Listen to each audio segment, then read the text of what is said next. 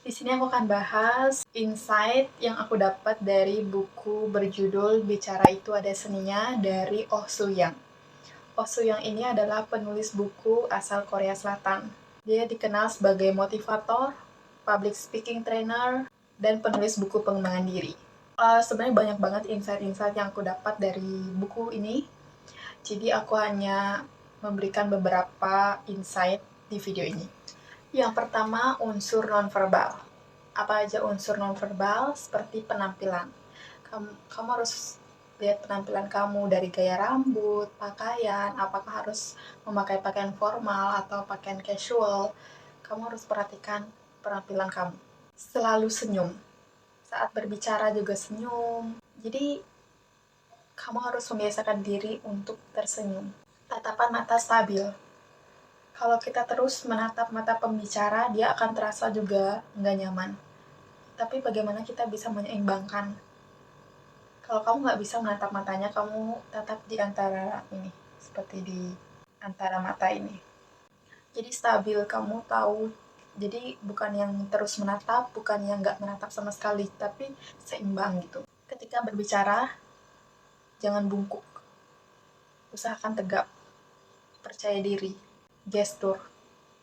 Bagaimana gestur tubuh kamu, gerakan tangan kamu, sesuai dengan pembicaraan yang kamu sampaikan. Sehingga audiens juga bisa merasakan emosinya. Mantra percaya diri. Insight yang kedua adalah mengucapkan mantra percaya diri supaya ketika kamu akan memulai pembicaraan, kamu akan lebih percaya diri. Ucapkan kata-kata ini di cermin. Atau kamu bisa kayak afirmasi ke dalam diri kamu. Kata yang pertama, saya memberi salam dan bicara sambil tersenyum. Kata yang kedua, saya berbicara dengan jelas dan percaya diri. Kata yang ketiga, saya berbicara dengan menatap dan pelafalan yang tepat. Kata yang keempat, saya mengubah ekspresi dan gerakan tubuh sesuai isi ucapan. Kata-kata ini membuat kamu ingat apa aja sih kata-kata yang kamu ucapkan itu. Oh, kamu ingat kamu harus begini, begini, begini. Kamu nggak hanya mengucapkan afirmasi, tapi kamu ingat di kepala kamu ketika kamu akan melakukan presentasi atau ada pembicaraan atau melakukan public speaking di tempat umum. Oprah Winfrey, seorang pembicara Amerika Serikat, pernah berbicara bahwa dengan membaca buku itu mengubah hidupnya. Dia jadi lebih mempunyai harapan karena di dalam buku, terutama buku non-fiksi atau buku fiksi, di sana banyak tata bahasa, di sana ada banyak cerita-cerita yang mengingatkan dia bahwa ternyata yang mengalami hal tersebut bukan hanya dia. Aku juga merasakan seperti itu. Ketika kita lebih sering membaca, akhir-akhirnya aku sering membaca buku pengembangan diri, financial, non-fiksi. Di sana ada storytelling. Jadi kita lebih, aku ngerasa lebih bisa menyampaikan apa yang aku rasakan. Karena di dalam buku ada banyak sekali tata bahasa, ada bagaimana kita menyampaikan storytelling dan menyampaikan apa yang kita ingin sampaikan. Jadi, menurut aku di zaman AI sekarang yang mungkin banyak konten-konten short yang mungkin kalian konsumsi, menurut aku baca buku tetap relevan di dunia apapun ya, mau berubah-berubah sekalipun, baca buku menurut aku tetap relevan.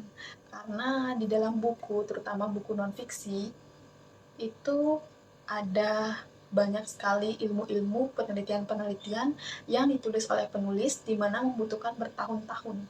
Tapi kalian bisa mendapatkan ilmu tersebut hanya dalam 3 hari, 4 hari.